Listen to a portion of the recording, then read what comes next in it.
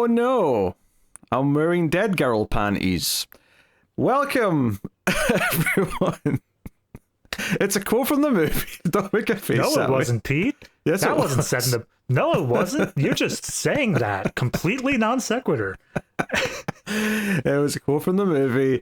Welcome to Extra Reels. I'm forgetting because this is a public episode. I actually have to introduce this one like a proper show and not just ramble about my anger for the first 5 minutes.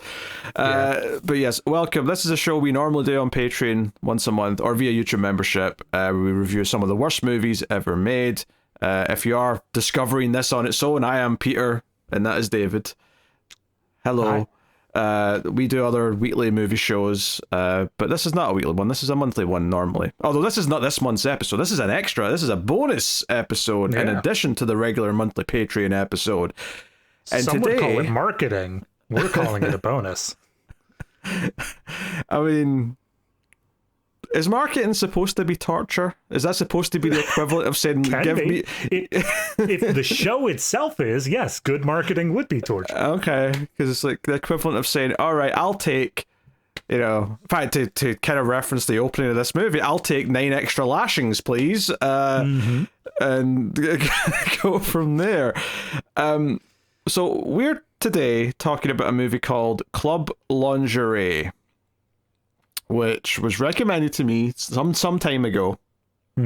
And I'll be honest, I never really looked into it until the last couple of days when I realized we were about to do it. I finally said, oh, where is this movie? Let me just go check and make sure it's easy to see. You can find it for free on YouTube. It's on Tubi, it's on Plex, it's on a bunch of the free places. The image quality is terrible. And I tested a couple of places actually because I started watching it on YouTube and went, oh, this looks like shit. I wonder if the Tubi version looks better. And it does slightly. Like, it's slightly better, but it's still pretty bad. However, I didn't have time to accommodate for the ads that would be inserted, so I had to just stick with YouTube, despite the fact it was slightly better quality. Slightly. Still looks shit, but slightly better. I was going to say, I watched the Tubi version. I got to tell you. Oh, it's rough. It's very much someone got their hands on a digital camcorder and they thought, yeah, I can film a full feature-length movie with this. I mean, I don't know if there's like maybe the original files would be higher quality or what. I mean, it says 2014. I wonder if it was shot sometime before that. Like, because at one point a character says it's the 2000s, and I went, wait, is it? Because this movie didn't come out until 2014, so either you're just broadly saying anything post 2000 counts as the 2000s, which I don't like. I hate that. Why do people do that? Yeah. It's stupid. But there's a chance that it was shot in like 2005 and didn't get finished and edited and put out until 2014. I think that is a possibility, but maybe. I wouldn't be surprised if they're just idiots and they just said, yeah, it's the 2000s. Still is. Yeah, but I'm also mixing that with the image quality where even like a phone by 2014 would have been looking better than this. No, you see, Peter, that would be amateurish. Shooting it on a camera, that's what makes it real, even if the camera was from 2005. Well, Joe, it's not amateurish. Joe, I like in my movies, like when someone flubs a line, they say, let's do another take. Let's do a second take. Or if someone laughs out a character, they do maybe a second take at that bad boy just to try and get something that's usable. No? There is a shot in this movie that it's just a normal ass shot. Like it's meandering and stupid like the rest of it.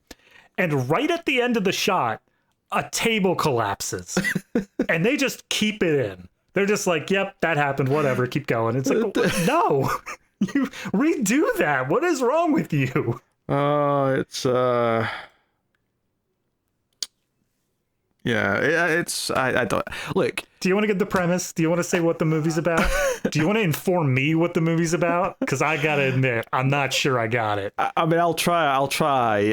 But I guess the first thing I'd say before I even say the premise, though, this is one of those bad movies. This is the bad movie where the acting across the board is terrible. Some are even worse than others, but across the board, pretty bad, right? Yeah. But it's one of those bad movies where there's just long, weird like pauses because all the scenes are done in one take pretty much, and there's no sense of pacing. There's actors doing ums and ahs and like remembering their lines in talking between over each other like that constantly. There's scenes that have no place with the rest of the movie. There's some footage that was clearly from something else that's just been inserted in because they had the rights to the footage. So we'll talk about that, David.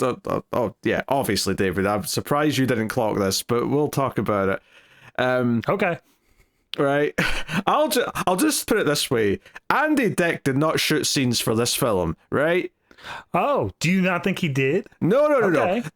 There was Dutch angles in that stuff. There is no way the people who shot the rest of this movie shot that footage. That was clearly shot for some thing that was going to air as like a little snippet on MTV or something. I don't know where it would have aired, and they just somehow got the rights to the footage because that's the only time Andy Dick appears. It's in that stuff. That's true. And it looks very different from the rest of the movie. That's fair. I just have such a low opinion of Andy Dick that like, I think he would have shown up to this.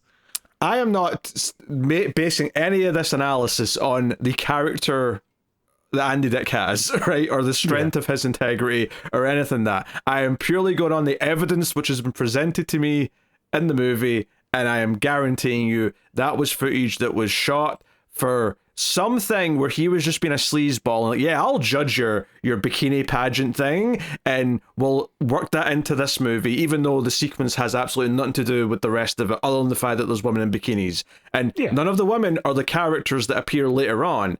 They try and shoot some scenes around it to make it seem like some of the characters are going to be in it, but they're not.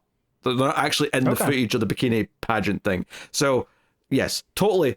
Just footage from something else they had access to. They were allowed to use it for whatever reason, and they put it in there so they could say that Andy Dick starred in this movie, even though he's such a 10 seconds. That's like me saying, like, by the way, my political consultant was Osama bin Laden. It's like, do you really want to be saying that? Is that something you really want to do here?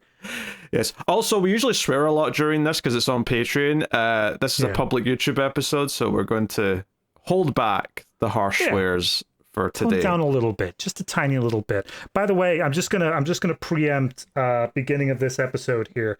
I have a length of rope that I'm gonna be working on throughout this episode. Don't mind me.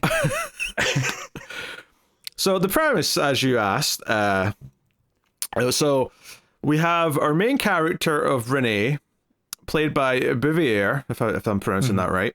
I feel like it's supposed to be French. It's supposed to be like the Bouvier. Bouvier, yeah, probably.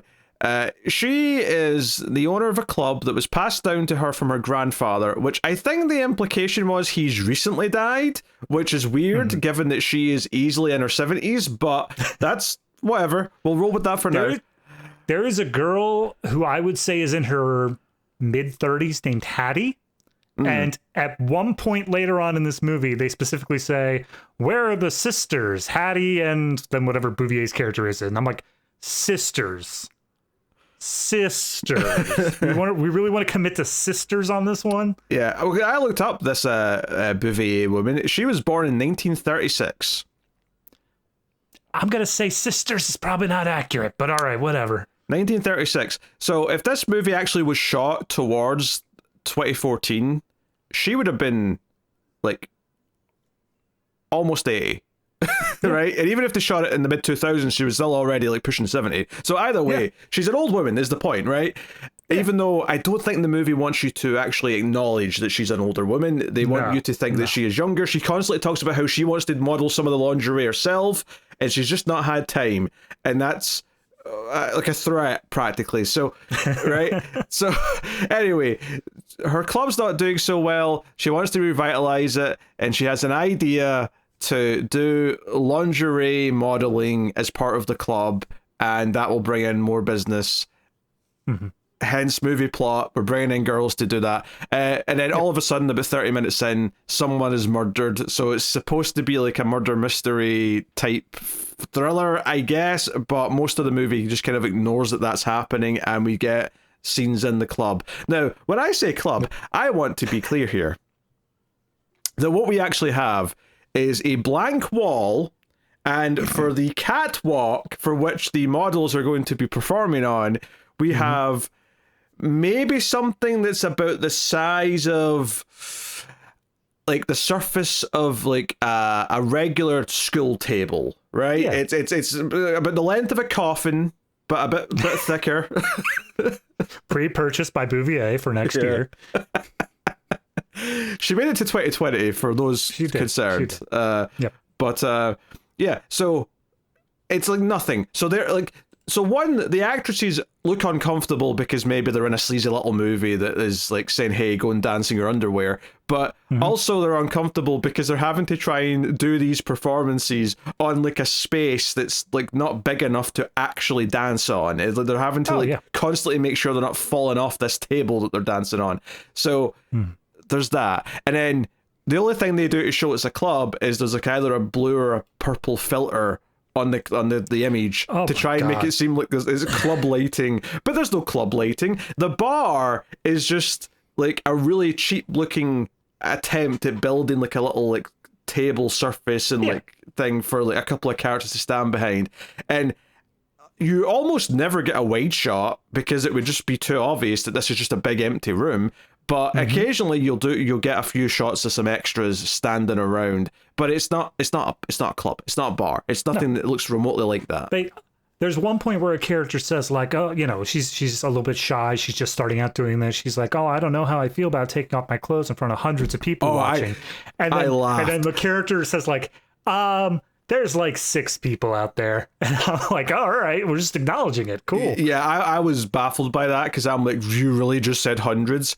And then the other character says like 6 people, and I'm like, oh, they're actually admitting that it's like 6 people. Okay, right. Which is the other thing that's really inconsistent is that there's a character who really wants her to just sell the club because it'll make a lot of money. And earlier on, it's like, oh, we're struggling here because it's in a bad location and people won't want to come even if we do good offers or have good girls or whatever else. So it's going to be a tough time trying to like revitalize it, right? That's literally a scene earlier on in the movie. And then she's trying to argue why she doesn't want to sell. And she casually says, I know I could get $250,000 like, easily if we sold. And then the other guy's like, nah, like 9.2 million. And I'm like, wait a minute.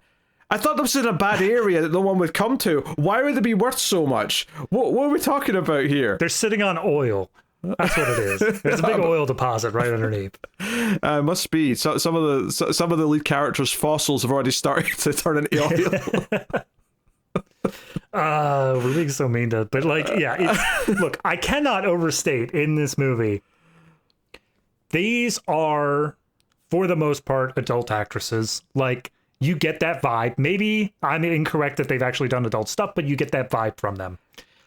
Oh, I see what you're saying. I thought you just meant that they were of age. I didn't realize you meant they had done pornography. In adult films, Now, I mean, I don't know if they have. I haven't clicked on all of them to find out, but like, I mean, as bad as this, I don't recognize any of them, so I've not come across their work if they have. But like, what I really want to say about that is that there is a ceiling there. Like, you're not going to be getting high art. None of these people are delivering like a fantastic performance. There's some that are better than others, but like for the most part, there is this cap to the acting ability here.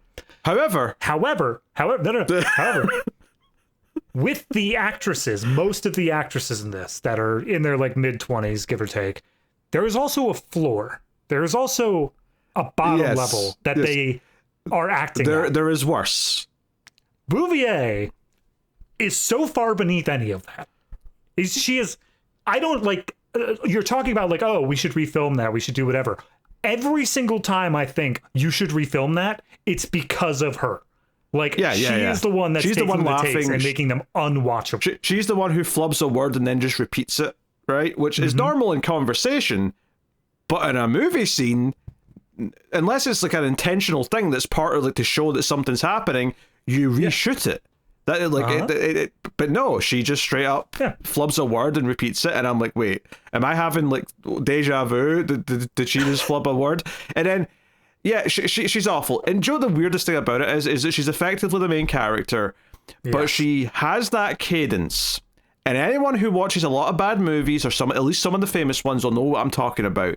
She talks like the mum from The Room, like the mum from Birdemic, at all. That type of cadence, the old lady in a bad movie cadence, where she has these pauses and she says things in this tone that is so unconvincing, where she'll just like have this logic, she never says maybe anything as ridiculous as, oh, the test results come in, I definitely have cancer. Oh, I'm sure I'll be fine, right? There's never anything quite that ridiculous in terms of the actual lines, but that's the cadence and the disbelief for which she says everything.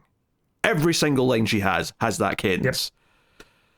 Yep, it's infuriating because like at a certain point you realize it's her. You realize that that's the problem with this going on, but the movie does not let up. It doesn't change and be like, oh, maybe we'll focus on other characters more and maybe something else will happen. It's always focused on her. And like there's one point after the first murder has happened where they're all freaking out about it.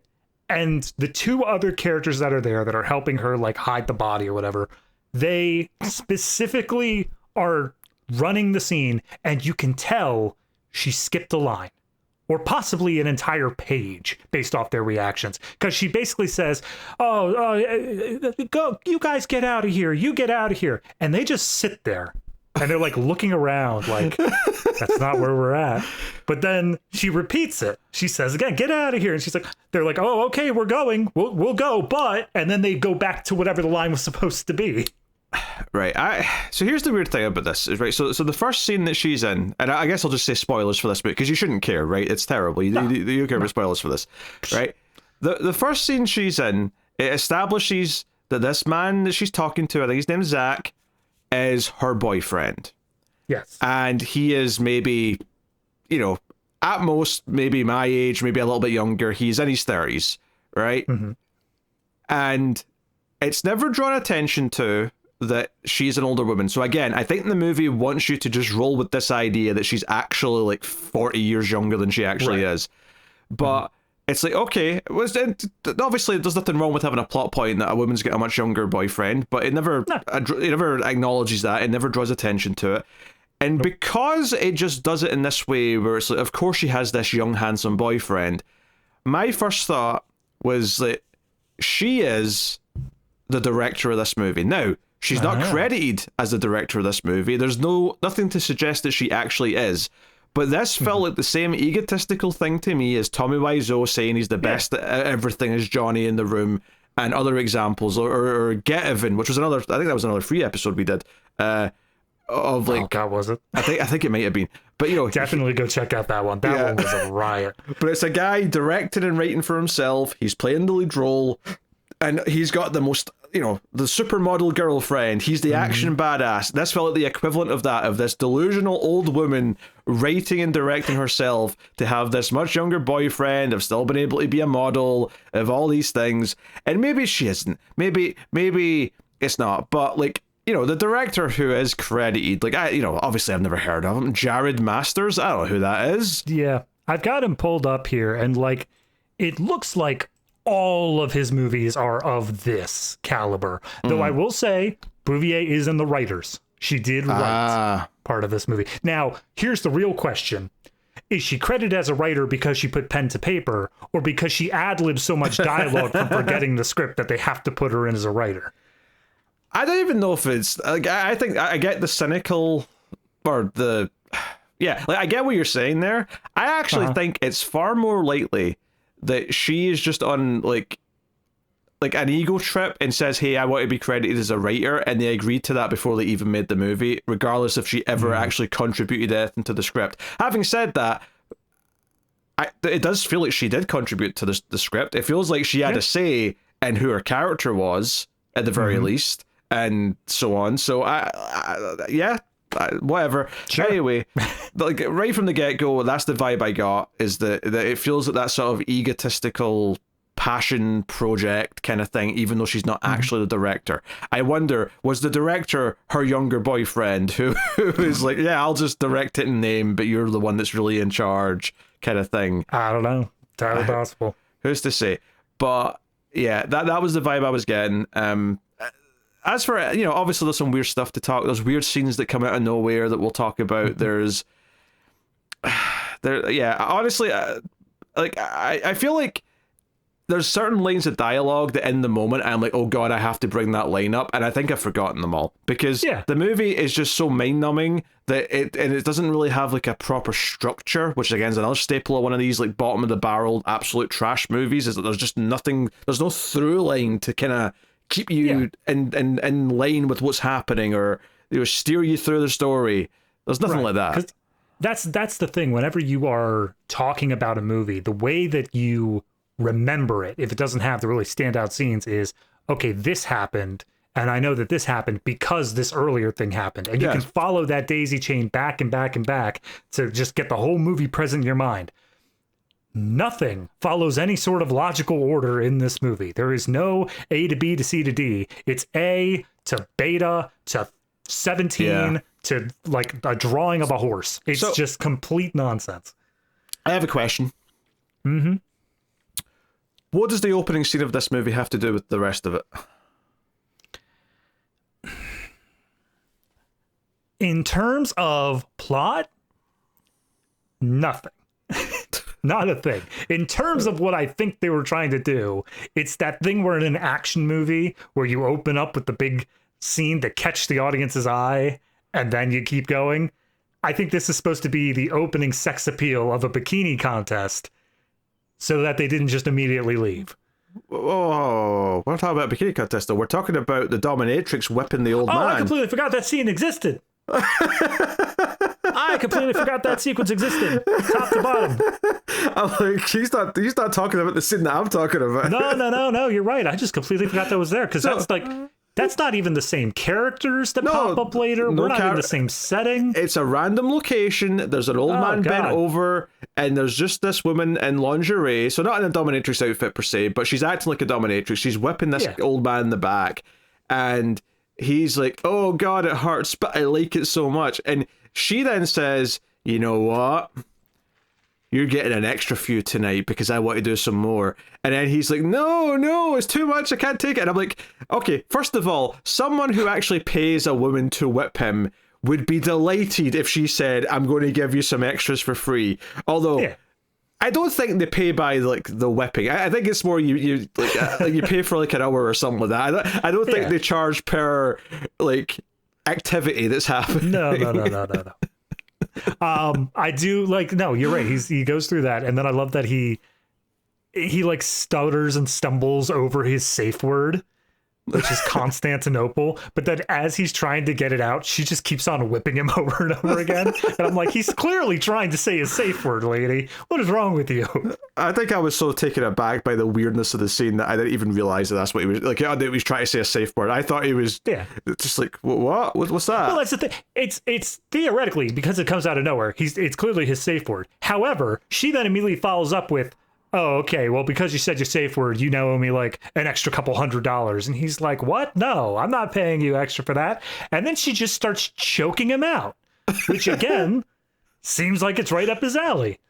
Yeah, but he seems upset about it. Like, I get, like, I feel like whoever wrote this scene doesn't understand what someone who is into like fandom actually would enjoy and appreciate. They seem to think that as soon as she goes over a line that he's not agreed to, that he immediately would be very distressed by it, when that's not really exactly how it works.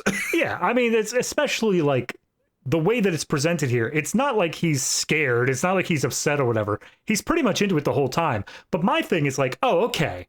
She chokes him out. He passes out and or dies. We don't get clearance on that. And I'm like, oh, okay, this is the murderer. We're setting it up like we're going to see this girl. She's going to be the one that's causing the problems, and they have to eventually root her out. The audience knows, but the characters don't. No. She is no longer present in this movie. No. She's just gone. No. Foolish for me for thinking they were setting up a character there. It sets up the main plot. We have one outdoor scene of...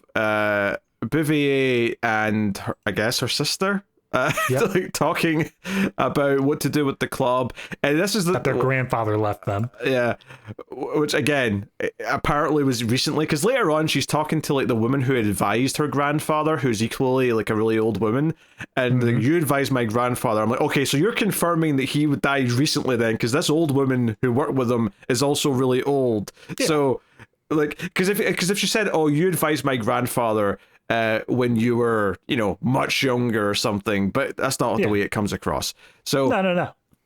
They set up, okay, we're going to do this. We're going to try and revitalize the club, and we're going to need girls. And that's why we cut away to some of the girls who are going to be in this bikini pageant contest. And I think some of them end up being the characters who are in the rest of the movie, but honestly, I couldn't tell you which ones were. Like, I know the crappy boyfriend who shows up is, because he was very distinct. So it was obvious when he showed back up later. But like I was saying earlier, though, the scenes of them sitting around talking, which is basically just a bunch of inane dialogue about, oh, this is my first time I'm doing modeling work. I'm like, oh, this or that. And then there's one girl tries to convince the others, hey, what if we all just agree that whoever wins will split the prize money? And like the one bitchy girl's like, no, I've not eaten in 2 days, so I'll look good. I'm not agreeing to that. Something. Look, I get, like, maybe they're trying to set her up to be the bitch, like the one who's like all standoffy, because the other two agree. They're just like, oh yeah, that sounds great. We all get a piece of the pie. Everything's cool. Yes. Maybe they're trying to set her up to be the bitch. I don't care, because this character, as far as I'm aware, never shows up again. No, maybe she's around, but doesn't matter. My favorite thing is 20 minutes later, after everyone does their first night at the lingerie club, in comes Bouvier, and she's like, okay, I've got everyone's tips. How about we dish these out equally? Does that sound fair to you? And I'm pretty sure like one of these girls is like, no, that doesn't sound fair to me at all. And Bouvier just looks and goes, well, you know, life isn't fair sometimes. And then she's just like, okay, does that sound fair to you? As if expecting a different answer this time. I don't think that was their tips. Like, see, I got really confused with that scene, because they agreed to $50 a night, and I thought that's what she was paying them. But they also were saying let's split up things evenly. But I thought their tips would just be like stuff they'd gotten personally as the night went on. Like that wouldn't have to be divvied up. Because, like, it's not like it's a tip jar. The whole point of the like a model / stripper is that you're handing the money directly to the attractive woman. You would think so, yes. However, I don't think they thought that through. Okay. I think they were like, oh no, I like that girl up there. Where's her tip jar? I'll stick it in there. Like, anyway, back to the bikini thing, because it just cuts to the bikini contest, which again looks very different. It's edited. Like, this is the thing, the rest of the movie is not edited properly. In fact, that first conversation between Bouvier and her sister, they try and do shot reverse shot, which is like the most basic thing in all of movie editing, and they get it wrong, because you have to frame each shot in a similar way so that it looks good when you cut between them. That's typically how it's done. But the shot of Bouvier half the time is kind of like this high angle shot looking down at a really awkward angle from this like, but it's like behind the shoulder of the sister, not in the place you'd actually put an over the shoulder shot. It's like a really weird thing that whereas the sister's angle is just a normal like medium shot. It's very strange. And I also, just for the sake of the entire movie, you need to know this. They don't own a tripod. They have no ability to set their camera on something and keep it still. Well, which is not a problem, actually. It's fine. Handheld shots are fine. The problem is that whoever's holding the camera in this movie just randomly sometimes like trips or jerks it in a way that's very obviously unintentional. There's nothing wrong with a handheld shot. I'm specifically saying it for this scene and bringing up for this scene because you would think like, oh, well, maybe like they had a shitty tripod and like that's the lowest angle they could possibly get for this particular shot reverse shot. Like it's this high up. No, someone is holding it. Someone is choosing maybe their knees were weak that day and they didn't want to crouch for an extended period of time. So they're like, whatever, I'm just going to stand here 3 feet above where the reverse shot should be and just aim down. Yeah, but it's also too far, like, it's because it's past the line. I mean, I don't want to get into proper film techniques here, but you're not supposed to cross the line, and it's crossing the line in a really weird way.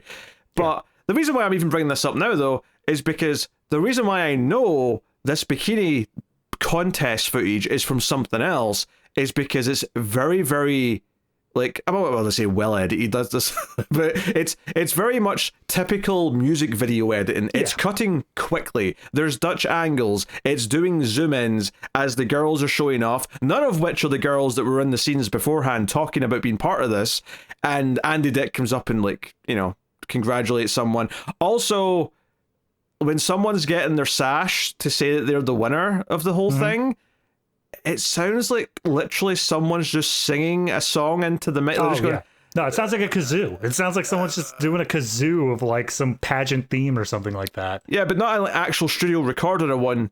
Literally just someone got the microphone and just sang into it, and then that's your music for the moment. Yeah. The subtitles on Tubi say, parentheses, goofy wedding music. Yeah. But yeah, why is it the wedding march for a start? I don't know. Why is that the victory music for a pageant? Because this is the first nightmare sequence where you're getting married to Andy Dick. So Andy Dick, he's in like a couple of shots and then he presents the winner and like walks away kind of thing. Or it may not even be the winner, maybe before that. But either way, he like hugs one of the girls and walks away, and that's it. That's the last you see of him. Bye-bye, Andy. That's the most appropriate Andy Dick has been in 15 years. And he walks away. Yeah.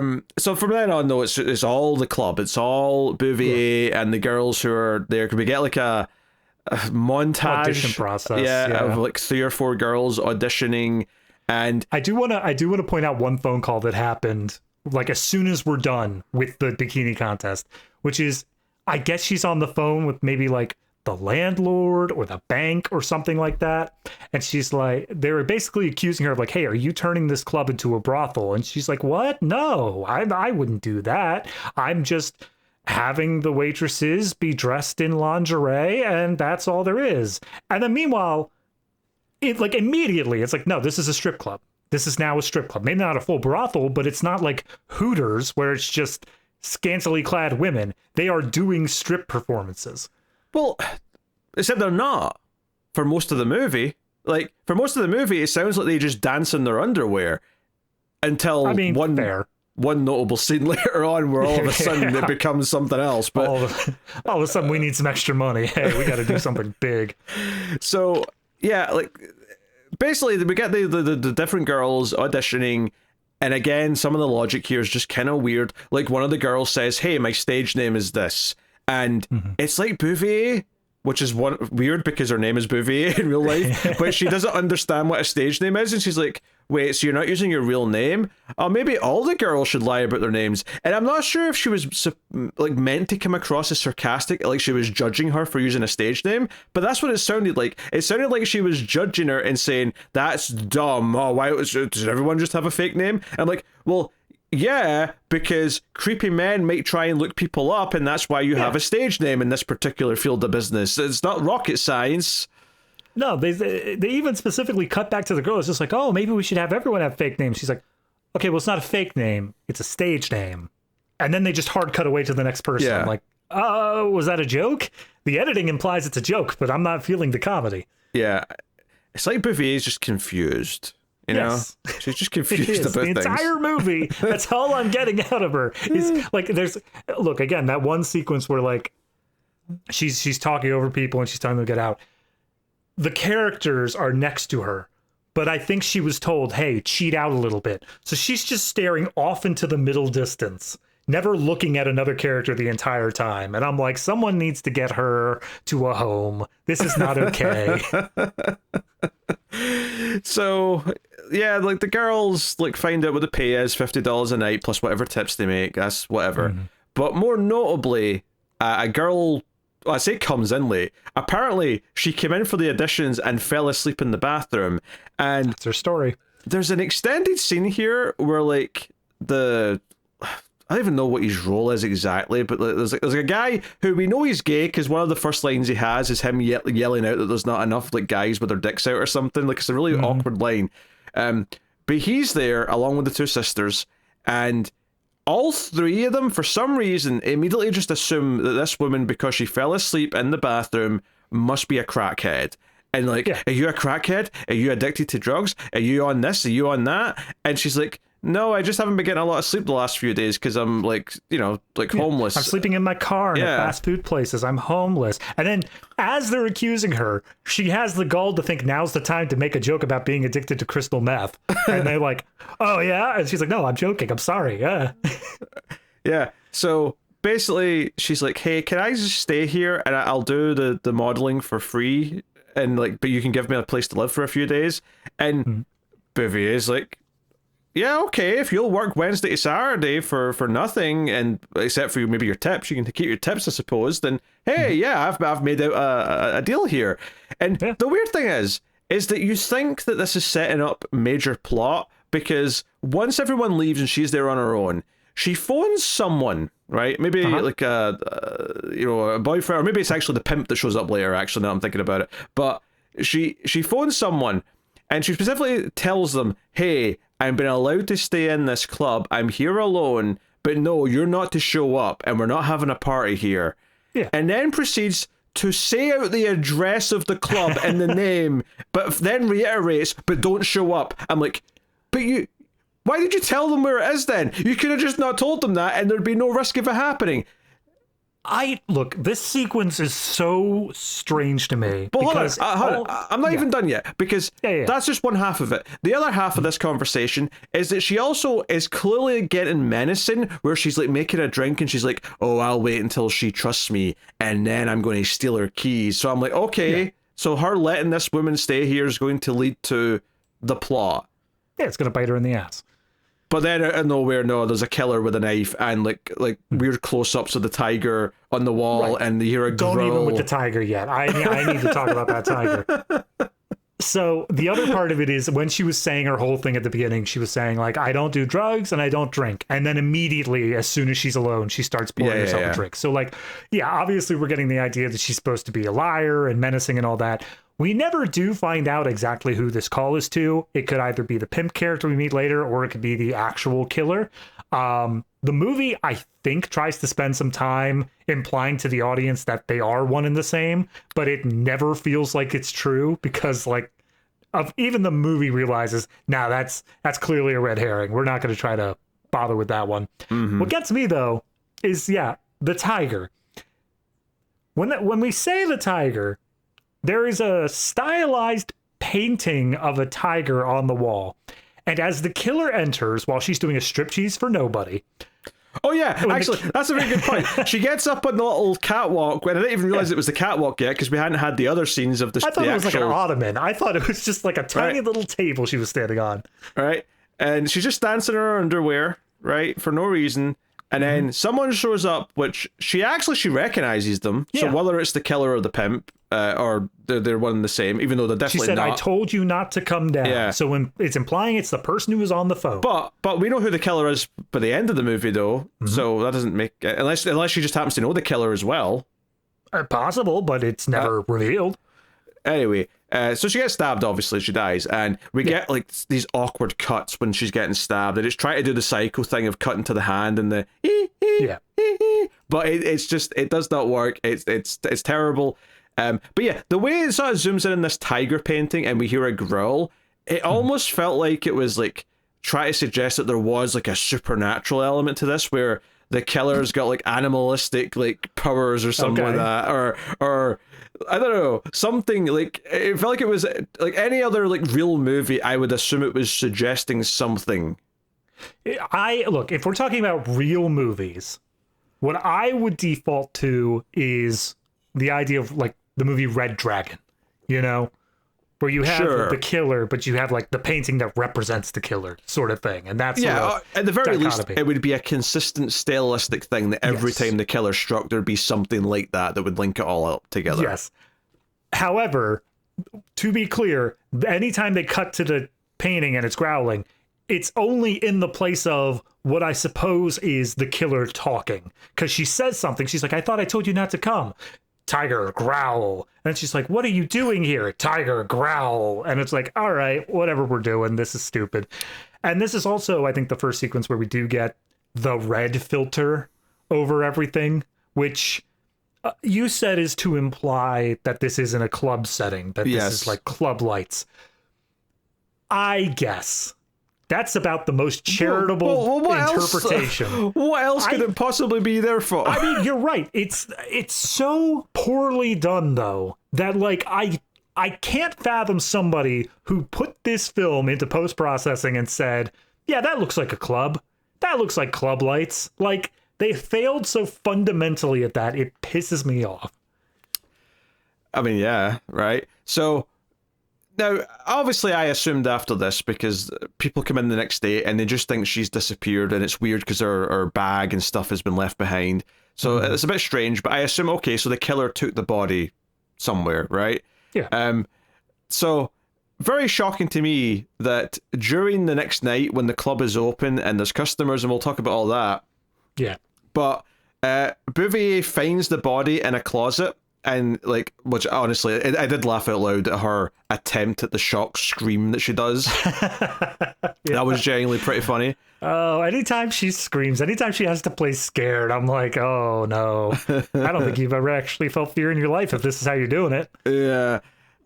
So I was like, wait, so no one found her all day? No one went into that closet? Like, it's not, because it's not like it's some obscure closet. Like she literally comes over because there's customers waiting because they think it's the bathroom and they think someone's in there. And she's like, no, this is a staff only room. You go over there. So I assumed she meant a staff only bathroom. No. Yeah. It's just a closet. Yeah. And it's just a body in there. And like, she just screams, walks out, and she's like, hey, we got a problem. We got to try to deal with this. But like, she doesn't tell everybody. She just tells Hattie, her sister. And then eventually the boyfriend Zach gets involved. And well, yeah, that's it. Let's talk about just kind of the first night at the club, I guess, because it basically consists of the two sisters at the bar, quote unquote, like serving drinks, and there's a whole conversation about how, oh, maybe we shouldn't have put the drinks up, maybe that'll turn customers away. It's like, no, we have to be like, we're an upper class club now, we want rich people to come in and spend their money. And this comes back later when two guys who are regulars come up and are appalled at the prices of the drinks when they try and order them. Yeah, it's like $18. No way, I'm not ordering here. This is crazy. And again, no scripting. This all feels improv, the whole thing, because they're talking over each other and repeating lines. And then eventually at one point, they're just like, $18, that's crazy. And they're trying to pay for the drinks so that they can leave when they see a hot woman walk by. And then they're like, all right, maybe we could stick around. I guess we could do that. And then the scene just ends.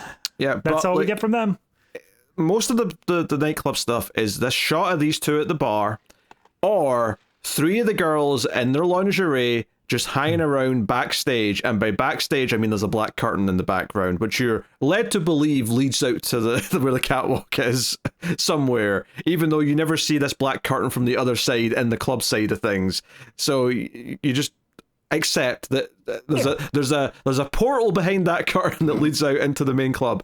But the three of them just stand there, and they're constantly either fixing part of the lingerie, like I swear the same woman like kneels down to like check her stockings and her suspenders over and over again 7 times, because they're not given any extra stage direction. It's just the idea of like, just have this conversation and like fiddle with your stuff. And they have various conversations, but it's mainly, oh, this place is clearly shutting down soon, we'll get a few nights of work maybe before they decide to call it, blah blah blah. And that's basically it. And I never actually realized that one of these girls was the girl with the really shitty boyfriend, which we kind of glossed over that scene actually. But yeah, before the bikini thing, one of the girls, like their sleazy looking boyfriend is there. And he actually sounds, maybe it's just his accent, but he kind of came across as a little bit effeminate in the way he spoke. But the whole... I have no idea what the hell this character is, man. Because like, he's supposed to be this sleazy, I don't know. He's like her boyfriend, but also her agent, but he gets really jealous really easily. But he said, hey, there's this club that's looking for girls. And then we never see him again for most of the movie. So I'm like, okay, I guess that was just his one scene. Until much later when he shows up at the club. And all of a sudden, one of the main girls is like, oh, I can't go out there. My boyfriend's here. He gets so jealous. And I'm like, but he suggested this job. He knows what you do. Like, that's the bit that gets me. It's like he's fully aware that his girlfriend is one step shy of being a stripper, and yet the moment that it's like, oh, you have to show some skin, he's like, how dare you do this? And don't get me wrong, people can have contradictory behaviors. Like, yes. That's the thing normal people can have. But the way he portrays it is so strange because looking at him, it feels like they were going for this sleazy boyfriend. But the way he's talking, it sounds like he's being very overprotective and like defensive of her. And I can't square those two. Yeah, and on top of that, it always kind of felt like, oh, like, are they actually happy together? Does she want to be in this relationship? Is he taking advantage of her and being controlling? But it does seem like once they actually are together in the club later on, when she comes out to speak to him, she is like an actual girlfriend to him, and then gets mad and breaks up with him because she sees it on his phone. Someone else that he works with is like texting him like basically a booty call text, and she gets mad and like, is upset by it. And I'm like, wait, you're actually upset? You cared about this guy? Like I never got that at all from any of your like interactions or the way you spoke about him. It felt more like he was a hindrance to your existence, to be honest, up until this point, which leads to a big sequence which we'll get to later. But very strange. But yeah, the three girls are standing around talking, and that's basically it. And it it's a lot of repetition. It's a lot of like just talking about nothing. Even when the night ends and Bouvier comes in and is like, okay, I've got the money. We already kind of brought up what they talk about. But yeah, they just stand and talk about how they're getting paid. And she's to be super clear, the order of events is she finds the body. She goes and tells her sister, hey, there's a body. And, like, what should we do? Should we call the cops? They're like, no, just wait until the end of the night. We can figure this out. Like, we don't want to scare everybody off on our first opening night. And then they go to pay the girls. And when they're paying the girls, nothing's wrong. Nothing's the matter. It doesn't feel like Bouvier's sitting there, like, hiding a body in the back room. She's just like, oh, how do you want to do the tips? What's going on? You want to divvy it up this way? I would argue that her saying she's not sure if they'll open tomorrow is her thinking, oh, maybe we'll get shut down because there's a dead body. I could maybe argue that, but that's about it. Yeah, it just feels so weird. And then, we get the sequences afterwards where she's basically debating, saying, look, if we call the police, this is going to be a whole thing.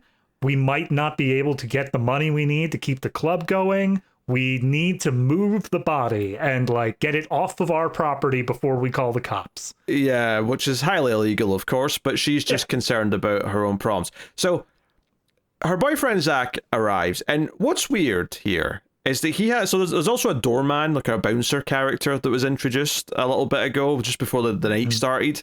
And he's like speaking to one of the girls, and I think it's the sister actually speaking to, and he flirts a little bit, and it's not a big thing. But we see him during the club sort of portion, like basically someone that he knows shows up who's a regular, and he's like, hey, it's like a $10 cover charge, and he's like, oh, I ain't paying that, and they basically have like a fight about it. And he storms off, and he's like, oh, no, come back. I was just playing with you. I'm just playing with you. All those things you said about me being a loser and like a coward, like you were just playing too, right? He's like, yeah, of course I was. Let me in. Let me see the girls. And it's like, okay, that was a pointless scene. Yep. But there's another altercation, though, when Zach, the boyfriend, shows up. And Zach immediately starts throwing his weight around, and he's like, oh, my girlfriend runs this place. I'll have your head. And oh, don't be a little bitch. But and he's so unpleasant to the bouncer. And then when he goes in to see Bouvier, though, he's acting completely normal and like nice to her. And I'm like, okay, are they trying to set him up as a suspect because he's acting so wild? I don't know. I like the Zach character is an absolute enigma to me because like everything from the cinematic language is telling me this guy's the murderer. Like everything about that's the thing. At this point, you would be right in thinking so, except he basically agrees upon request to move the dead girl's body. And because as he's just carrying it over his shoulder, he's out in the alleyway, some Chinese guy sees him with the body, yells something, and he tries to chase the guy down to try and goofy ass chase music going on as well. And I don't know what was he planning to like pay him off to be quiet, explain to him what was going on. I don't know, but he comes back in and says that bitch got away, and Bouvier's like, what, she's alive? And he's like, no, this Chinese guy who saw me dump the body. And I was like, okay, he can't be the killer because the actual killer surely would be better at disposing of the body. The idea that he could turn out to be the real killer and he get caught dumping the body this comically is absurd. So it can't be him. Well, I mean, you're right. in terms of that, if it was a smarter script, I would say this could be like part of a larger plan where like he calls out the girlfriend for saying she's the one who told me to move the body, and he builds himself an alibi that way. But that would it's nowhere near that smart. That would upset me. That would upset me dearly if they tried to do that. But they basically just like call it in at that point because I guess we have to fess up and call the police. So yeah. But there's like it's off the property, but didn't do him much good. Yeah, there's no consequence to it though. Not really. Like they basically. Yeah, they specifically. I think it's Hattie comes in and says like, okay, yeah, there's like, it's dealt with. It's off the property where they're doing the investigation, all that. But both the Chinese guy and Zach are now like suspects, and they're being held for questioning and all that.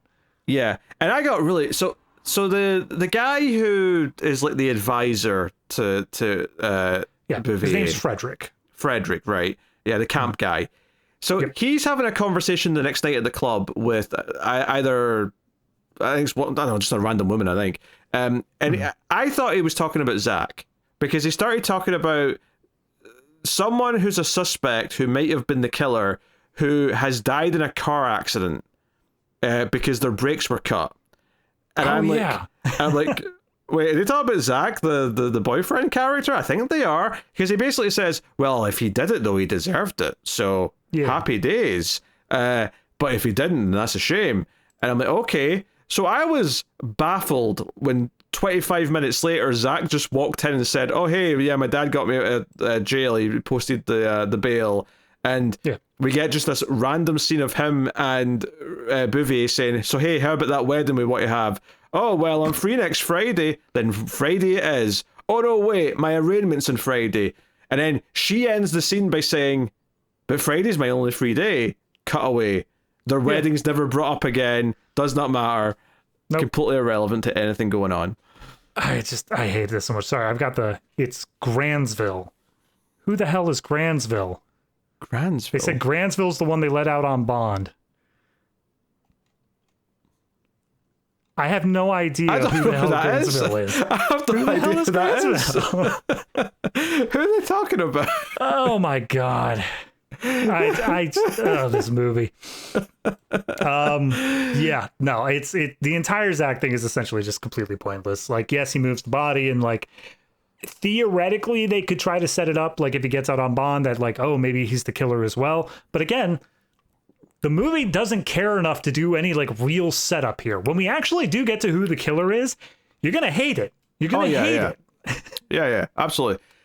So a second girl dies, although she dies in a way that is like presumably is poisoned, but I mean they don't like. There's not much to it really, other than she just keels over and her face lands in her glass and she dies. Yeah. Also, don't forget there was the sequence where one girl comes in, this new girl, and she's like, "Oh yeah, by the way, I was a friend of like Ebon or whoever," and I think that's is that one that I think that might have been a dead girl. Either way. I think you mean she walks in, she hands the box over to Bouvier, and it's got some threat inside of it. It's got all this blood and stuff inside. Yeah, I think her name was Yvonne. I think the subs you were looking at though were just automated and incorrectly thinking it was saying Ebon. Look, if it was automated, it makes the strangest choices in terms of automation, because like it does specifically like do little parentheses and stuff that would be strange to automate. I mean, maybe. I don't know. It felt like to me the subs were just like... All right.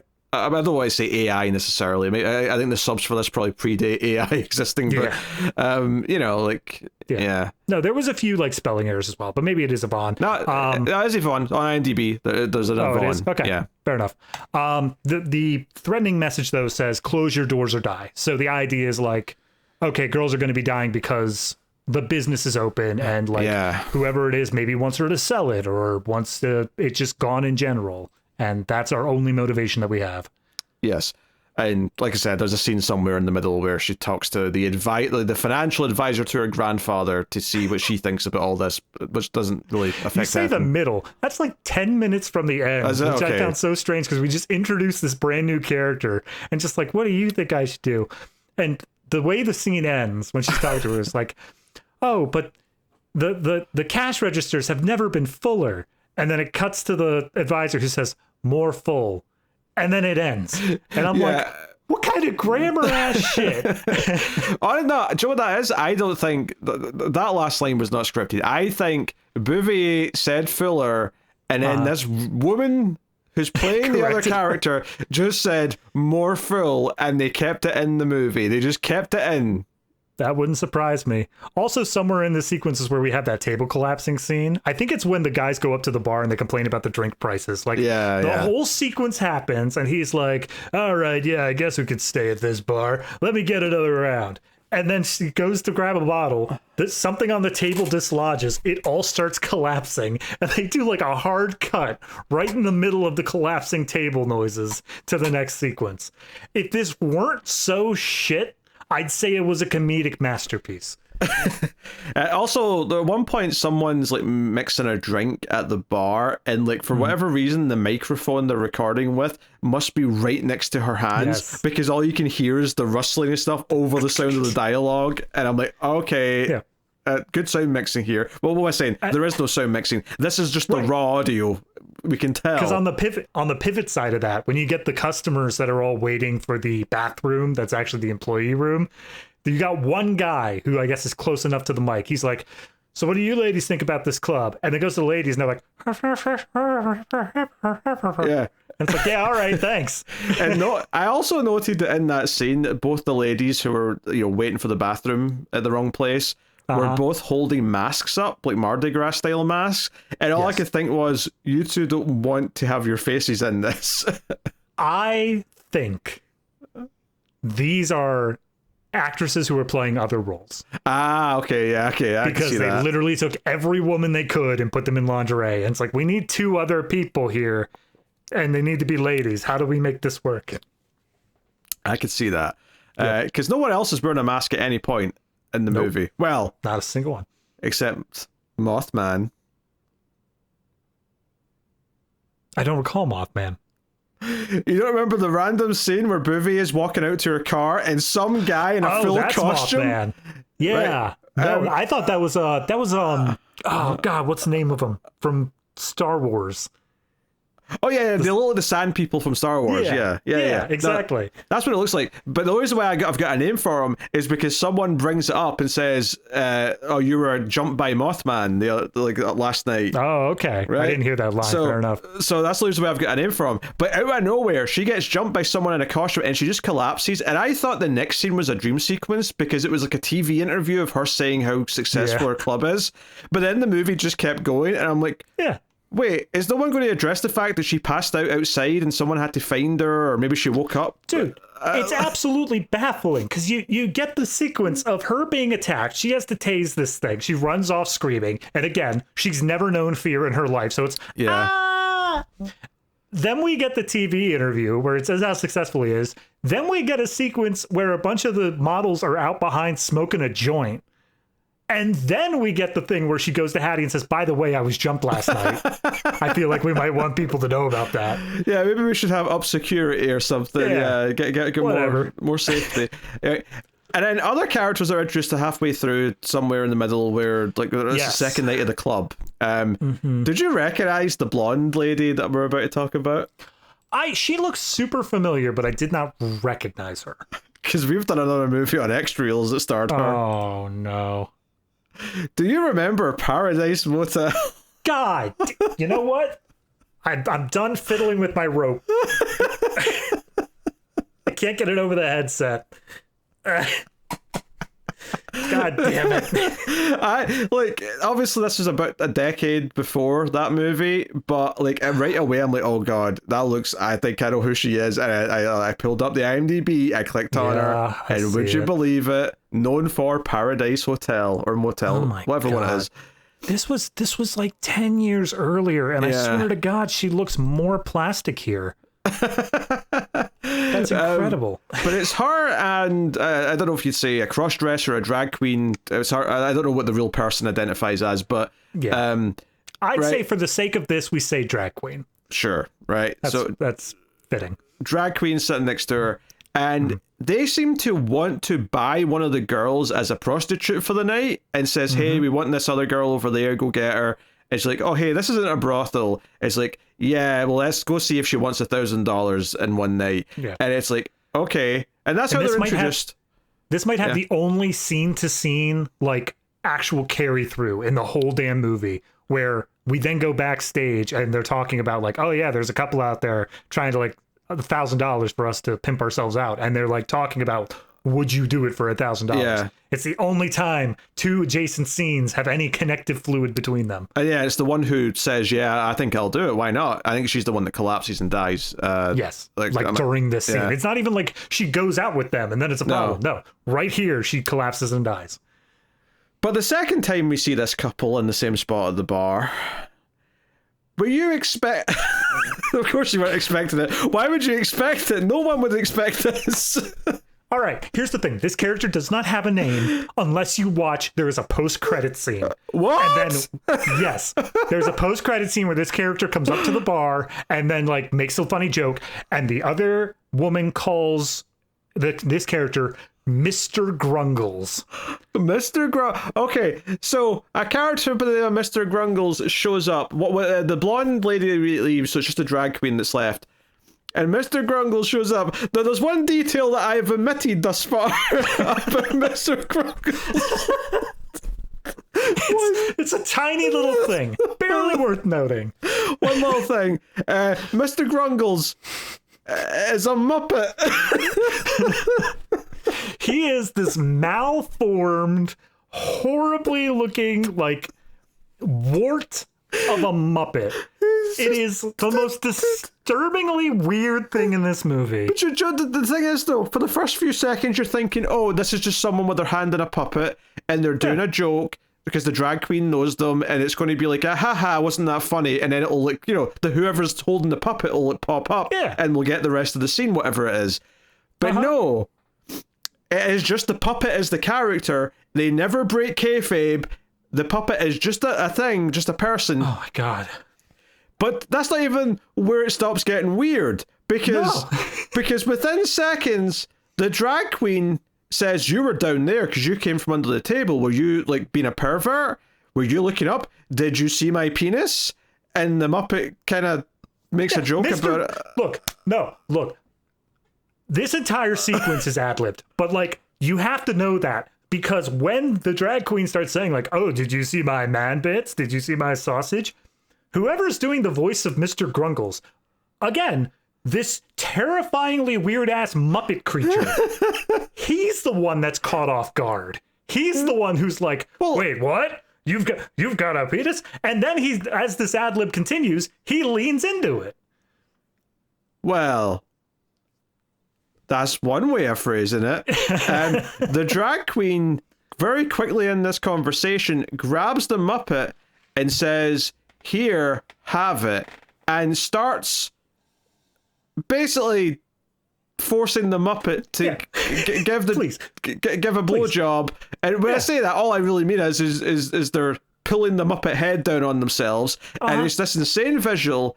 The head pops back, and then the drag queen says, well, you need to pay me for that because I don't let that happen for free. And I'm like, wait a minute. You were trying to buy one of the girls earlier to come home with you. So, but now you're talking like you're a prostitute. Like, which is it?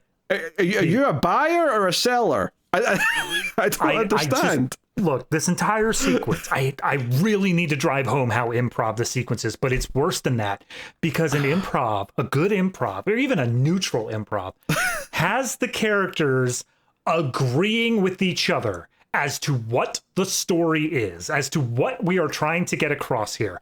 Whoever is doing the Muppet is doing an admirable job. He comes into this and he's like, oh, hey, baby, how's it going? And then we get this pivot point of like, oh, actually, it's a drag queen. He got man parts. And it's like, okay, cool. We can run with that. The person playing, who is credited as Legs Benedict, is the character's name. Legs Benedict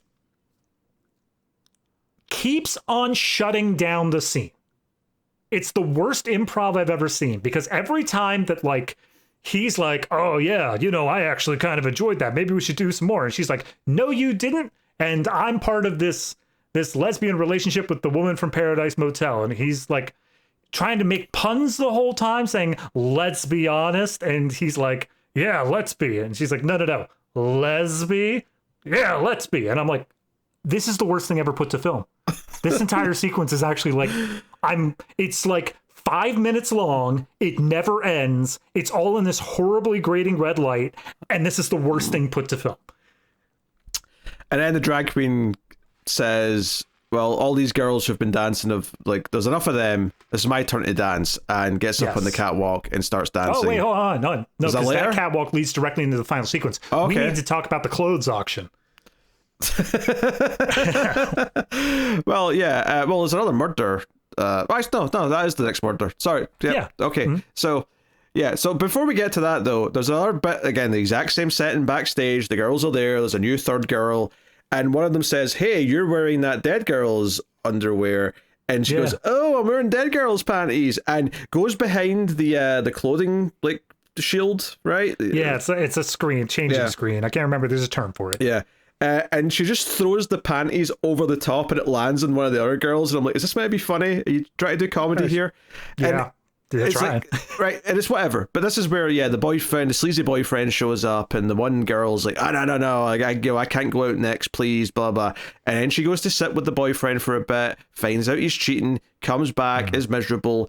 And apparently at some point, the sister character had suggested, a clothing auction. But to be precise here, what we mean by clothing auction is that when they sell the item of clothing, they just take it off there and then and give it to them. So it's basically turned into a strip show, but it's basically like a very early take on OnlyFans, where you're paying for each thing that happens in the room as it's going.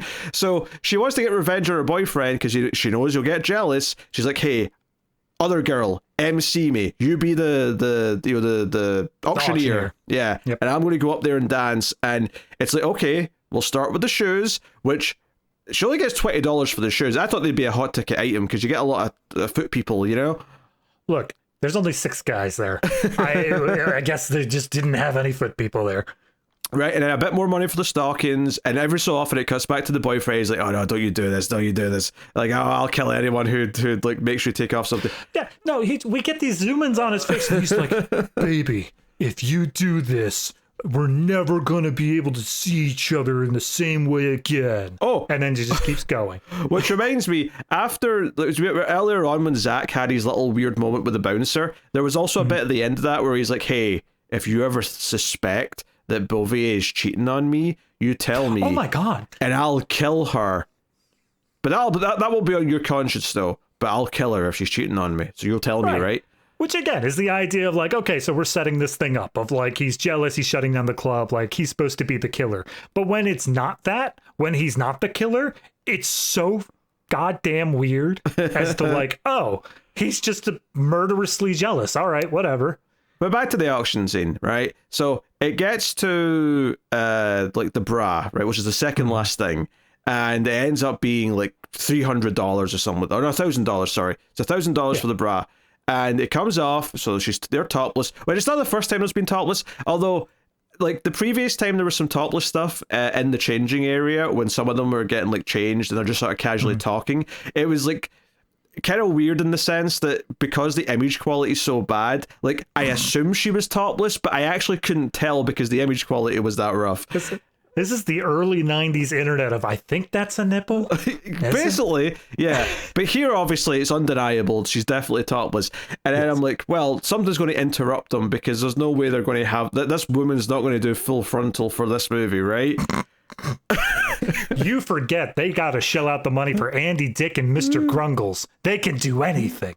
They did not pay for Andy Dick. The implication they paid for Mr. Grungles then.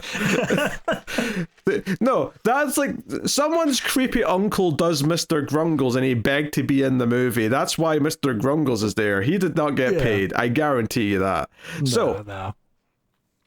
It's hey, panties. And I could not believe that after the bra went for $1,000, the panties only went for $300. I'm in what world is that the more desirable item of clothing to take it off? I don't understand why it's a fraction of what the bra got, but sure enough, She slips them off, gives them to whoever, and she's like just standing there, but kind of like full frontal, but kind of awkwardly trying to keep her legs kind of closed so it's not really showing off too much at the same time.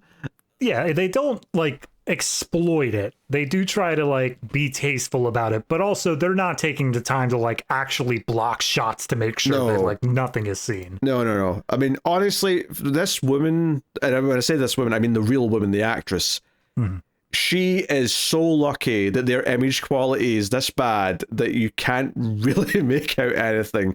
But you feel a little bit bad watching it going, oh God, I can't believe they actually got someone to take all their clothes off for this. It's actually a little bit depressing.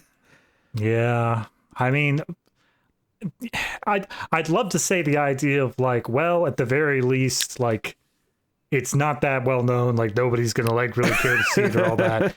But it's also kind of like, yeah, but like, nobody's going to see it. Why did you do this if you weren't even did they pay extra? I hope they did. I don't know how much they got. Honestly, that $50 a night, like, I'm actually worried they got paid less for that for a day of shooting.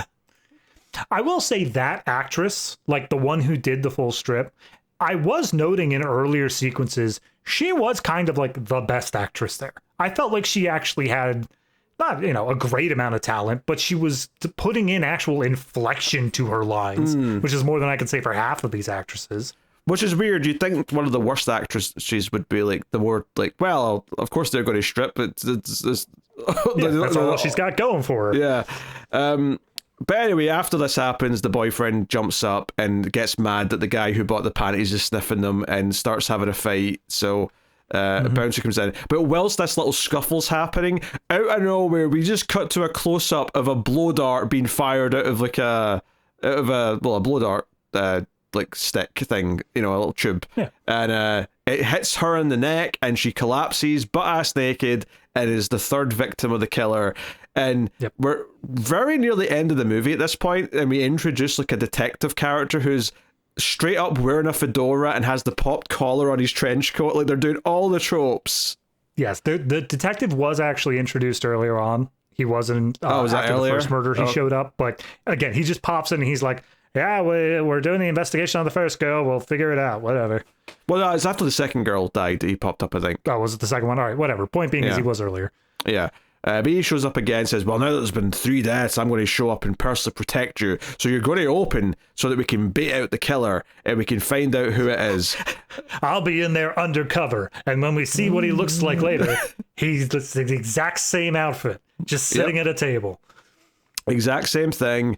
And, Beauvais actually brings up the point, well, none of the girls might even want to come in and work because they keep getting killed off. And then we just cut to the night and like all the girls who are still alive are there. Like they're still showed up to work. So, okay, I guess they weren't scared off from coming in. I guess that $50 plus tips was just too enticing. Maybe the tips are real. Maybe it's a Friday night. Maybe they're like, oh, this is going to be our big one. This is where we're really going to make some bank. Yes. Oh, God. Honestly, I'm struggling to remember the sequence of events that leads to we get the advisor scene at this point, which we've mentioned already. It doesn't matter. And then we go to the actual club sequence. And all that happens is the drag queen and Paradise Motel lady, they call over another girl and they're like, oh, hey, come on over here, show some fun. And one of the girls entices them and like dances around for a little bit. And then eventually the drag queen's like, okay, my turn to get up on stage. Yeah. Gets up, does a little dance, barely anything. Thank you. And when the drag queen finally steps down, another girl steps up. And she starts doing a dance to some extent, but it is immediately cut off by who is obviously the drag queen coming in from off stage with a lighter, lighting the bottom of their shoe. And it starts to go off like it's a firecracker. Bouvier rushes in, douses it, and says, oh, it was a shoe bomb. They must have gotten into your dressing room and changed it. Who could it have been? Well, actually, the line, to be precise, was, someone snuck dynamite into your shoe. That's right, dynamite. Which is funny because I'm like, I feel like if it was a stick of dynamite, she might have noticed it when she put the shoe on. Yeah, it probably should have showed up at some point. Yeah. Also, but, I want to point out here that during this club section and maybe the previous night, it wasn't in every night, but there was at least maybe the last 2 nights of the nightclub stuff. There's like a DJ who every so often it would cut to, and he would just do like some commentary on whoever's dancing or something like that.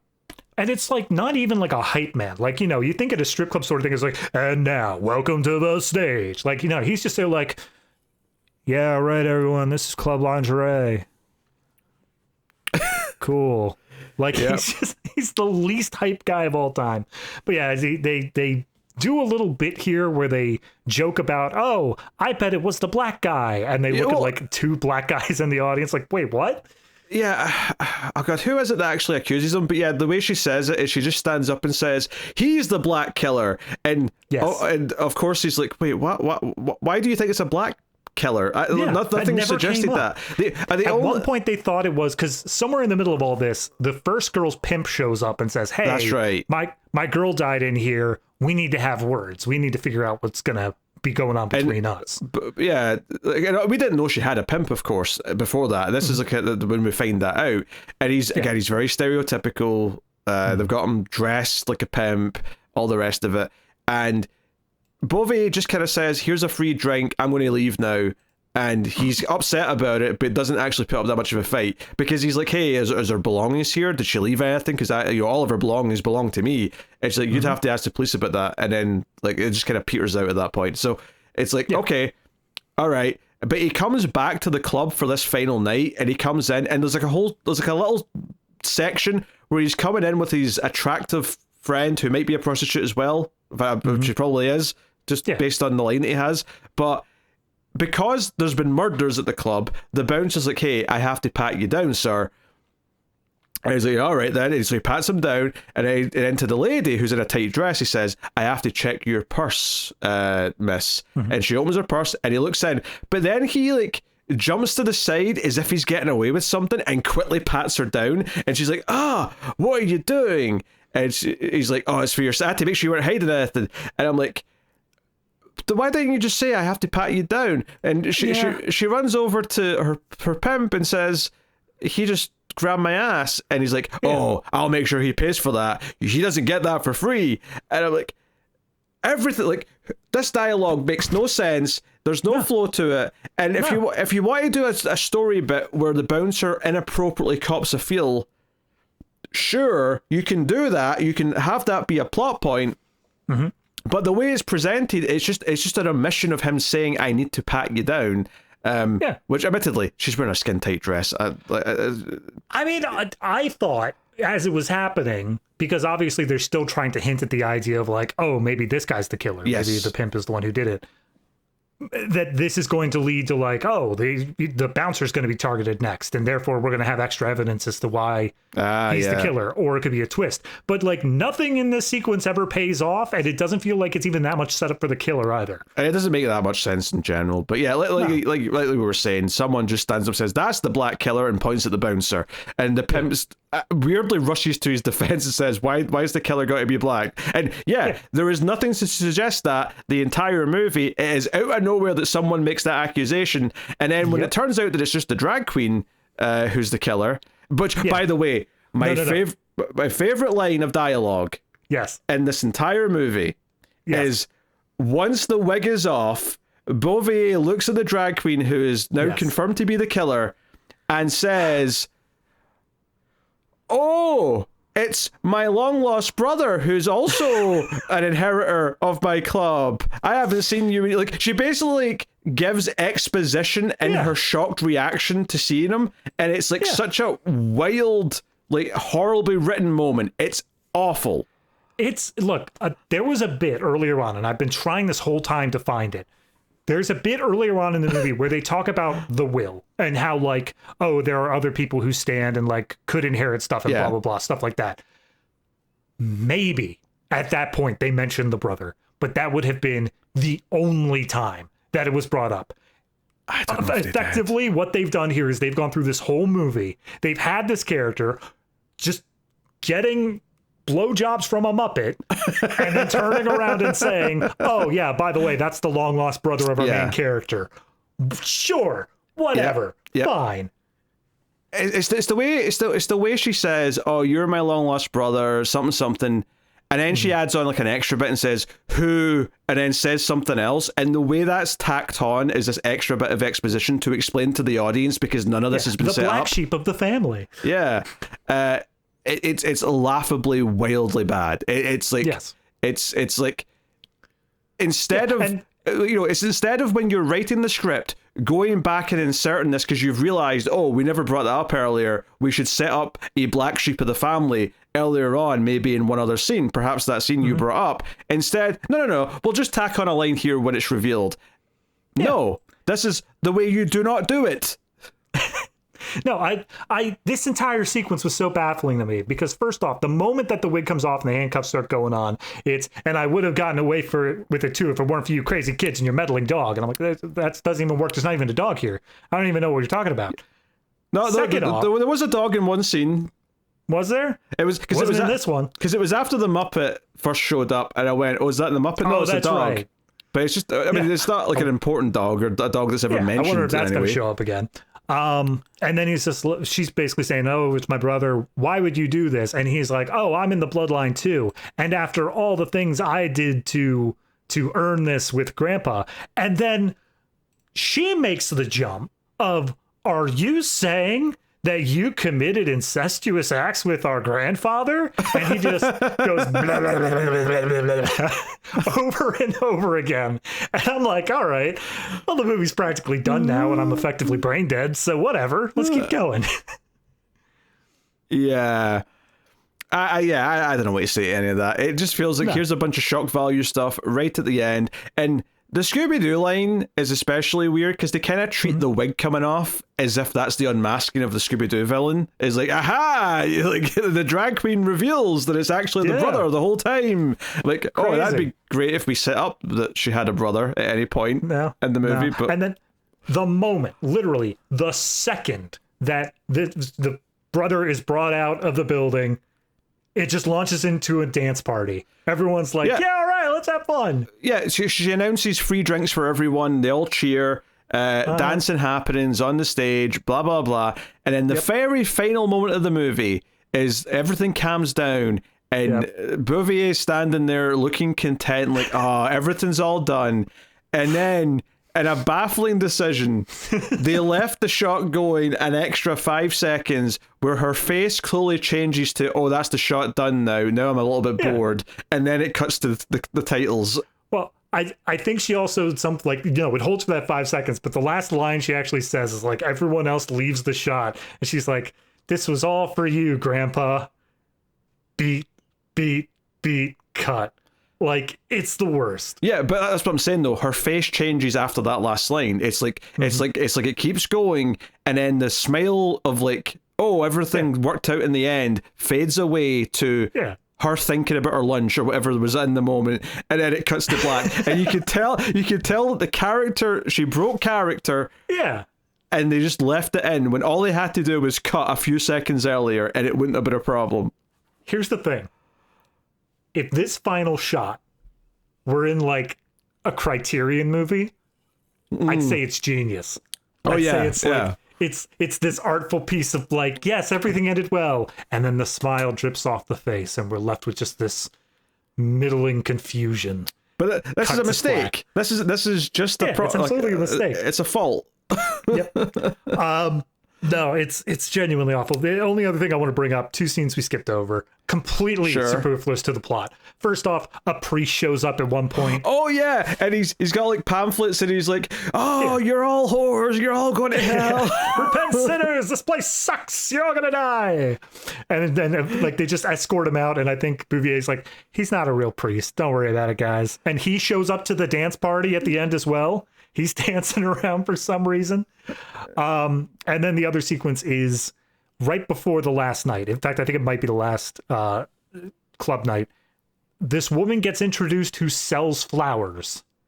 Oh, I forgot about this completely. Yeah.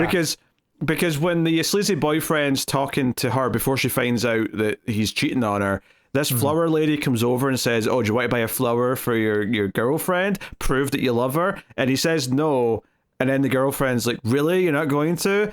And then she haggles with him up to $5 instead of $1, and he just kind of throws it at her, and it's really kind of dismissive. And then there's just one more scene where Beauvais like comes up to her and says, "Hey, you crazy old woman, you can't be selling flowers here. You're homeless and you smell like a sewer." And I'm like, why is it this really weirdly mean scene to this old lady who's confused? Especially since you yourself are an old lady who is confused. It's very autobiographical. No, the bit that gets me about it is the fact that they say, "Oh, well, that was the previous place." So it's implied like she was there when the grandfather ran the club, like last week or 2 months ago or however long it's been at this point. And then she's just either mentally not with it enough, she's just confused, and she doesn't realize that, like, you know, she's not allowed to be here. But again, thinking about this from a story structure perspective, why is this here? Are we here as like a false lead? Is it here to inform some other character? What is this doing here? And the answer is, hell if I know. Yeah, that's the thing. Like, try to remember these scenes is difficult. Like, you forgot the opening scene. I forgot this flower girl scene. Yep. I say girl, flower ancient lady scene. Flower person, whatever. Yeah, because they don't tie into anything that's actually happening in the story or the plot. They just kind of happen and then they're forgotten about. And it's very easy to forget those scenes. But yes, it's horrible. Like, because it's, you know what, we're almost a little bit spoiled with how reasonably high quality a lot of the other bad movies we get. Even some of the ones that, you know, obviously weren't that well made, but even The Room is, like, visually, in terms of the copy of The Room that you can watch right now, is so far and above the shit image quality that this was, that it's kind of like, oh shit, yeah, I forgot that some really bad movies might look like absolute sludge, because they're obviously not maintained, they've not been remastered, they've not been treated well over the years. Yeah. So you're getting this substandard definition crap versus other things. Because, you know, sometimes we get to see things that still got remastered for a Blu-ray, bizarrely, even though they are crap in most ways you could possibly define. So you've got that going for it, at least. Or not this going is like, for it. I've seen... Look, I've been on this show, and if you care to subscribe to the Patreon, you'll know through previous episodes of Extra Real, I have been exposed to a lot of the works of David Dakota. And that is completely separate from this show, but we have done one of his films, A Talking Cat. And that's kind of this level. But this is even lower than that to an extent. Like, feels even lower quality than like the lowest David Dakota, because he pumps them out cheap and dirty. He absolutely gets done like 30 films a year because he just films it at his house and he doesn't care anything about like the quality of it. But at least he understands the basics of like shot, reverse shot. He understands how to like decently shoot a scene. He understands how, like, even if the actors aren't giving a good performance, how exposition should be given or something like that. He at least knows how to export the movie in 1080p. Yes, that is woefully not here, and this is a special level of badness that is hard to come across. I think the last time we really did was Paradise Motel. But the weird thing about this movie being such shit quality is that it's from 2014. 2014 is way past the time when HD was normal, and because it came out in that time period, it should look better than this. And in fact, in 2014, we're almost on the brink of 4K. So the fact that it looks like this is wild to me. Yeah. I don't know. The more you were talking about the idea that it was older and then brought back for whatever reason, I think the easiest way to tell that, well, no, that wouldn't even work, because it would have been shot separately. The Andy Dick, like, you could pin down what Andy Dick looked like at any given time and like try to match that up to how he looks here. Oh, yeah, I mean, that could have been like a decade earlier for all we know. Because honestly, by the way, I just got to the end credit sequence. Turns out I misnamed the Muppet character. He's not Mr. Grungles. He has his doctorate. He's Dr. Grungles. What are you rating Club Lingerie, David? Oh, God. I'm genuinely looking at like a 0.5, if not a 0. Like, this is awful. This is abysmal. I have to apologize to you, Pete, because when we were looking at this, when we were prepping yesterday, you made the offhanded comment of, oh, I'll probably watch this in 15-minute sections because it's just going to be that bad. And I called you a coward. I apologize, Pete, because trying to get through the Dr. Grungle scene, I had to pause it no less than like 10 times because it was, as I said, the worst thing ever put to film. They didn't shoot this on film. What are you talking about? Yeah, fair enough. Worst thing that was ever put on Tubi, and that's saying something. God, I'm looking. The only time I've ever given a straight 0 was a talking cat, and Paradise Motel I gave a 0.5 to, which you gave a 0 to. I'm thinking I match this at the 0. Like I do not think there is a redeemable quality across this entire film. And it's not even like at a certain point it's like, oh, this is so bad it's good. No, it's just awful. It's just completely awful. There's like 2 or 3 moments that were funny, right? Not intentionally, obviously, but like... Right, that's the key, though. Yeah. But that's about the nicest thing I can probably say about it. It looks like shit. It sounds like shit. You know, if we were doing like the individual categories, like ratings rundown here, I'd be like, visuals, 1 out of 10. Yeah, Sound, if even. maybe a 1 out of 10. Acting, 1 out of 10. Yep. Script, 0. 0 for script. Production value, 0. Yeah. Yeah, it's a 0. This is the bottom of the barrel. This is actually right at the bottom. But you know what? As much as I also gave Paradise Motel a 0, and I stand by that. I don't regret that score for that movie. But I will say that at least like is in HD, right? It at least looks better to look at than this is. This has the added element of the horrible image quality to also tack on to everything else that's wrong with it. Yeah. When you rated Paradise Motel a 0, you assumed like, oh, this is the worst that it can get in terms of like a film that is actually distributed places. And you didn't realize, oh, wait, turns out they don't even care about whether or not it was exported in HD. Yeah. Never mind. Redefine the 0. So there you go. 0 out of 10 from both of us. For anyone who doesn't watch other shows, or at least Collector's Cut, we do have an extra little category of Does It Make the Cut? Where we have numerous different delineations, and we just have to agree as to where we put it. Up at the top, we have a cut above and makes the cut, followed by cut from the collection, or sorry, cutting it close and then cut from the collection. And then for the particularly bad ones, we have cut your losses, and at the bottom, it cuts deep. Yeah. Now, amusingly, It Cuts Deep, when I first thought of that really bottom category, that wasn't the first title I thought of to go on the scale. But I changed it because I thought, oh, it's too dark, the one I thought of. The one I thought of, I thought, oh, might get us in trouble because I suggested that it be called Cut Yourself. Continue.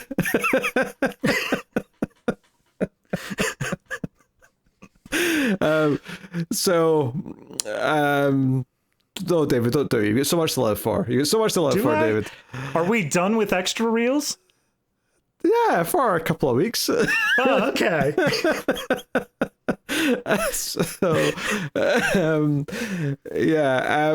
think this is It Cuts Deep. This is the bottom category for sure. Absolutely.